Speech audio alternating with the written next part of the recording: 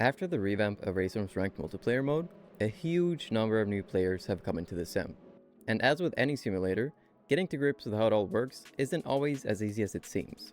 So in this video, I'll walk you through the basics of RaceRoom ranked multiplayer and also give you some extra tips and tricks along the way. So let's get right into it. Let's first of all clarify which races are actually ranked races. So going into multiplayer, you'll see daily races, weekly races, and special events. All races included in these three categories are ranked races. In daily races, you'll see something called feature race and sprint race. Feature races are usually a bit longer with open setups, while sprint races are always 15 minutes and fixed setup. Going back to the ranked home, you can see the weekly races, selecting the previous week since the races for this week haven't been announced yet, and here you'll see Friday, Saturday, and Sunday. Sometimes we have races even on Wednesdays. Weekly races are always longer format and usually with 3 different time slots to fit your schedule. Using the nav bar at the top, we can also navigate to special events. Right now, there are no special events upcoming, but we just had the 2.4-hour Nürburgring event. Races included in the championships will also be ranked. Currently, there is the DTM Esports Championships going on, and all races included in this championship are ranked. Your driver split will be determined by your rating and your reputation. And depending on which split you're in, the available championship points will be higher or lower. Now let's go through how to join a race. Going back to the daily tab, I'm going to join this Alpine A110 Cup race. And over here, you can see how long is left until the registration ends. To be able to join a race, you need to register for it before this timer ends. So let's click on it, and then we register. Now, when this timer runs out, the server will start and we will be able to join the race. For the daily, sprint, and feature races, the qualification is always done privately. Your time will be put on a leaderboard, and the start order of the race will be determined by your leaderboard time. When the registration has closed, the server will start to prepare and divide into different splits. And don't worry if the start timer runs out and you haven't been able to join yet. The server is still preparing. When the preparation is finished, this join button shows up. Pressing the join button will take you to the livery selection menu. Once you've selected a livery, you'll be taken into the race server. Once you join, the race server will most likely be in practice. And in this multiplayer menu, you're able to go into the settings menu, make pit stop presets, spectate other drivers, change your car setup, or drive. If you're planning to do a pit stop in the race, the pit stop presets are extremely useful. In this menu, you'll be able to give your preset a name, select what it does, and if you've bound this pit request toggle option, you'll be able to make a pit request according to your pit stop preset with just one click of a button. And doing a pit request before entering the pits can save you around 3 to 4 seconds, so it's extremely important. Now let's say you haven't done a pit stop preset, but you want to make a pit stop anyways. Then you need to bind a pit menu toggle button.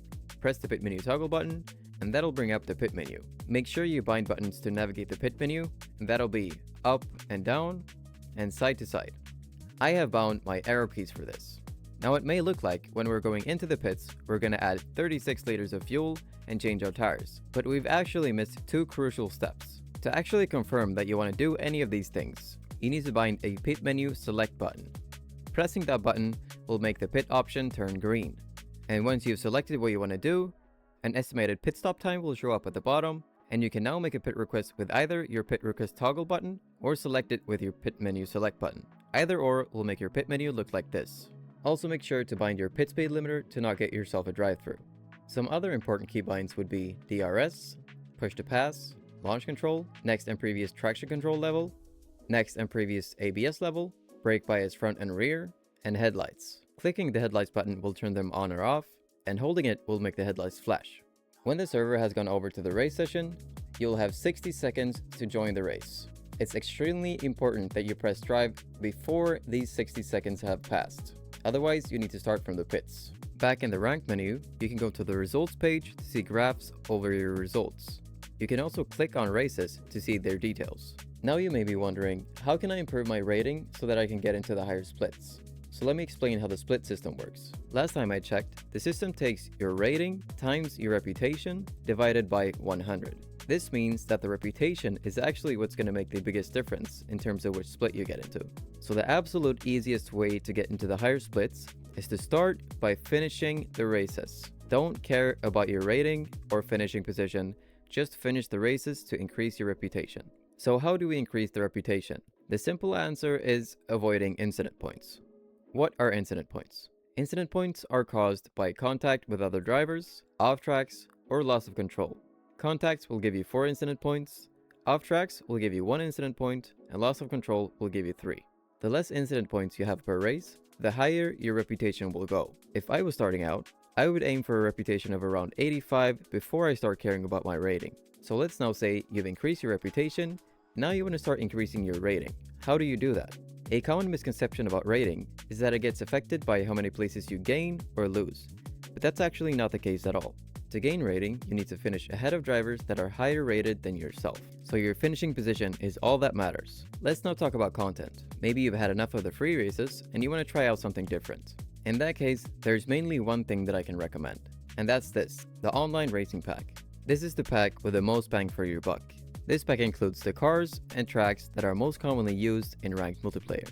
Some of these are Nürburgring Nordschleife, Monza, Silverstone, Watkins Glen, Daytona, Hockenheim, and more. So if you're looking for the most bang for your buck, this is definitely the way to go. There are other packs in RaceRoom, but if you're looking to do ranked racing, this is the pack to go with.